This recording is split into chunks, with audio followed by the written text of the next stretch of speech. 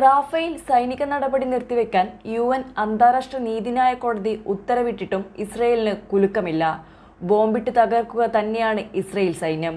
Rafah നഗരത്തിലുള്ള ഷബൂറ അഭയാർത്ഥി ക്യാമ്പിൽ Israel യുദ്ധവിമാനങ്ങൾ തുടർച്ചയായി വ്യോമാക്രമണം നടത്തുകയാണെന്ന് BBC റിപ്പോർട്ട് ചെയ്യുന്നു. ആക്രമണത്തിന്റെ തീവ്രത കാരണം ആശുപത്രിയിലെ രക്ഷാപ്രവർത്തകർക്ക് പോലും ക്യാമ്പിലേക്ക് എത്താനാവാത്ത അവസ്ഥയാണ്. റാഫേൽ ഇസ്രയേൽ സൈന്യം നടത്തുന്ന ആക്രമണം അവസാനിപ്പിക്കണമെന്ന് കഴിഞ്ഞ ദിവസമാണ് അന്താരാഷ്ട്ര നീതിന്യായ കോടതി നിർദ്ദേശം നൽകിയിരുന്നത്. റാഫ നഗരത്തിലെ ജനങ്ങൾക്കെതിരെ ഇസ്രയേൽ നടത്തുന്ന ക്രൂരമായ ആക്രമണം അവസാനിപ്പിക്കണമെന്ന MCJ തീരുമാനത്തെ സ്വാഗതം ചെയ്യുന്നതായി ഹമാസ് വക്താവ് പറഞ്ഞെങ്കിലും റാഫേൽ ഹമാസ് ബന്ദികളാക്കിയവരെ മോചിപ്പിക്കാനുള്ള സ്വയം പ്രതിരോധ പോരാട്ടമാണ് ഇസ്രയേൽ നടത്തുന്നതെന്ന് മനസ്സിലാക്കാതെയാണ് MCJയുടെ നടപടിയെന്നായിരുന്നു ഇസ്രയേലിന്റെ പ്രതികരണം.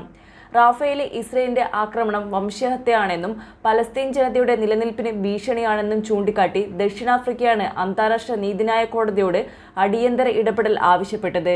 ഗാസയിൽ ഉടൻ വെടിനിർത്തൽ വേണമെന്നും റാഫേലിലെ ഇസ്രയേൽ അധിനിവേശം അവസാനിപ്പിക്കണമെന്നുമുള്ള ദക്ഷിണാഫ്രിക്കയുടെ ആവശ്യത്തെ തുടർന്ന് വ്യാഴാഴ്ചയാണ് UN കോടതിയിൽ വാദം ആരംഭിച്ചത്. തങ്ങൾ വംശഹത്യ നടത്തുകയാണെന്ന ദക്ഷിണാഫ്രിക്കയുടെ ആരോപണം തീർത്തും വസ്തുതാവിരുദ്ധമാണെന്നായിരുന്നു അന്താരാഷ്ട്ര നീതിന്യായ കോടതിയിൽ ഇസ്രയേലിന്റെ വാദം. റാഫ ജനനിബിഡമാണെന്ന ബോധ്യം ഇസ്രയേലിനുണ്ട്. പക്ഷേ അവരെ മനുഷ്യകവചമാക്കി പ്രവർത്തിക്കാനുള്ള ഹമാസിന്റെ ശ്രമത്തെക്കുറിച്ച് അതിലേറെ ബോധ്യമുണ്ട്.